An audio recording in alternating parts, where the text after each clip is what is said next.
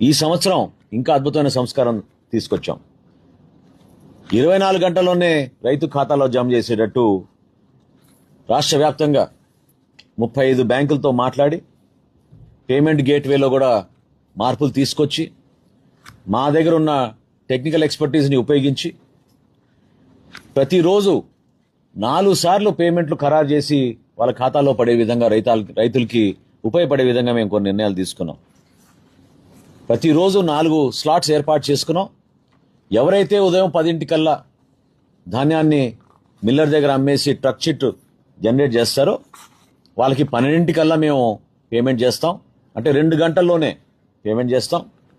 అదేవిధంగా మధ్యాహ్నం 1 గంట లోపు ఎవరైతే రైతాంగం వాళ్ళ ధాన్యాన్ని రైతులకి ఆ మిల్లర్స్కి అమ్మారో అది ఇమీడియట్గా మేము 2 గంటలకి పేమెంట్ చేస్తాం. 3వ పేమెంట్ 4ంటికి చేస్తాం. ఆఖరి పేమెంట్ ప్రతిరోజు సాయంత్రం 7ంటికి పూర్తి చేస్తాం. అంటే రోజుకి 4 స్లాట్లు ఏర్పాటు చేసాం. ఉదయం 12ంటికి, మధ్యాహ్నం 12ంటికి, 2ంటికి, మరి 4ంటికిను, సాయంత్రం 7ంటికి.